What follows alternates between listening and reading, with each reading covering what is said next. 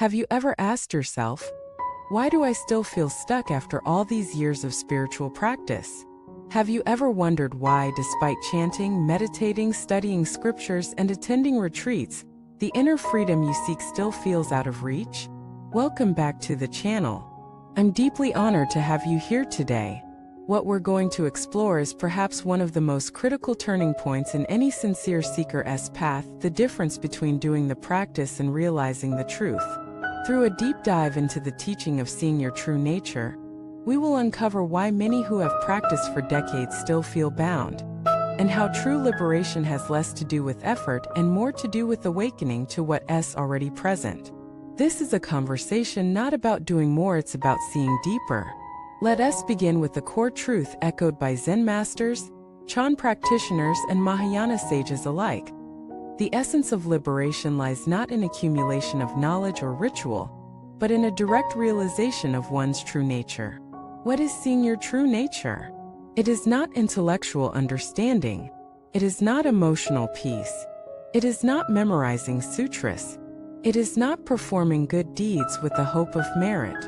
It is the direct, unmediated recognition that the self you think you are, the collection of thoughts, memories, habits, titles, is not your true identity. Your true nature is unborn, undying, pure awareness itself. And until you see this, truly see it, you will be like a dreamer trying to change the dream, never realizing that the key is to wake up. Let me tell you a story. There was a dedicated monk who practiced diligently for over 20 years. He memorized every sutra, fasted regularly, observed all the precepts, and spent hours each day in meditation. Yet, he felt something missing. A subtle dissatisfaction haunted him. One day, he visited a Zen master. "I have done everything," he said. "Why do I still suffer?" The master asked, "Who is the I that suffers?" The monk replied, "Me, this body, this mind." The master shook his head and said, "Go back. Do not return until you find the one who suffers." The monk left puzzled but intrigued. He meditated on this question day and night. He searched within every thought, every sensation, every feeling. And finally, after weeks of silence, it happened. He saw that the I he had been identifying with was a mental construct, a habit, a shadow. In that moment, his mind fell silent, not from effort but from clarity. That moment was the beginning of his true path. You see, practice without insight is like rowing a boat that's still tied to the dock. You might sweat, strive, strain, but you go nowhere. Insight is what cuts the rope. So why is it so easy to miss this?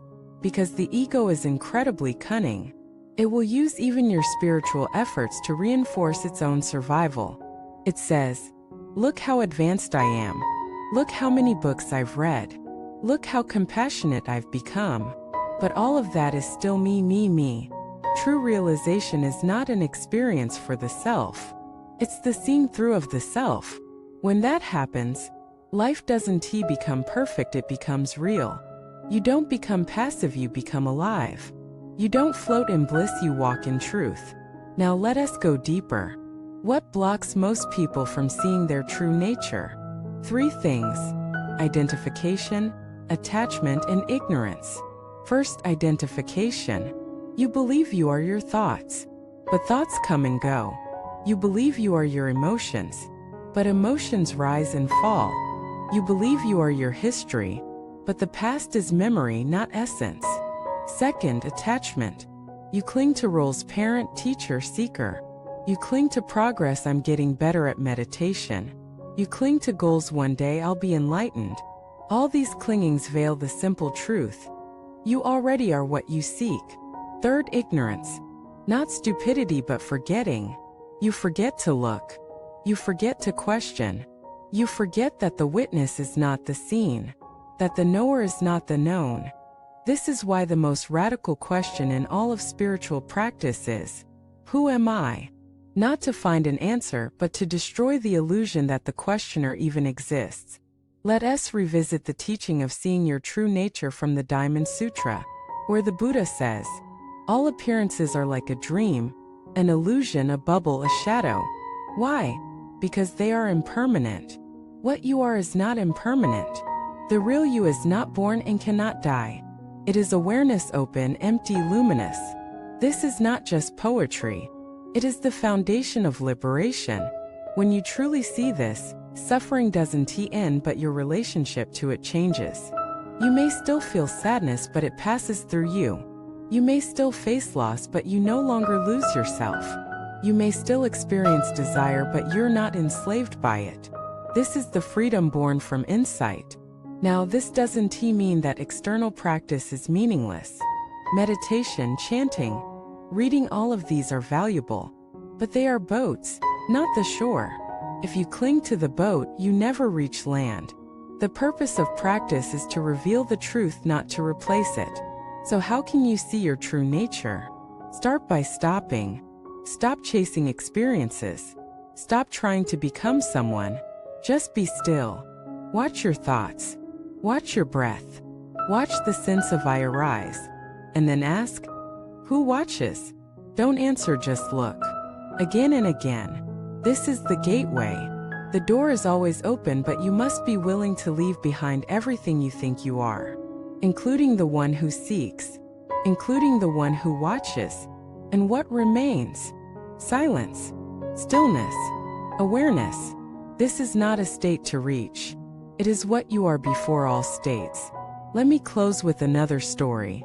A woman spent years studying with masters, attending retreats, reciting mantras.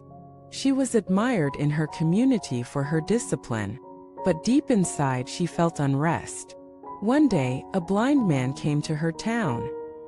He was known for his insight, though he had never read a single book. She asked him, "How do I know when I've seen my true nature?" He replied, "When you no longer care whether you've seen it." She was stunned. That night, she sat alone. For the first time, she stopped striving. She stopped performing. She stopped trying to be spiritual. And in that surrender, something melted. She laughed and cried and saw. It was not an experience. It was a return. She had never left. You too have never left. Your true nature is not hidden. It is only overlooked. So don't try to get there. Just see what is here, right now. Thank you for watching this video. If this message resonated with you, share in the comments. What are you discovering as you look deeper into your own nature? What has been your biggest obstacle and your greatest insight? Like this video, subscribe to the channel, and share it with someone who needs to remember. The path doesn't lead to your true self, it leads you back to what you've always been.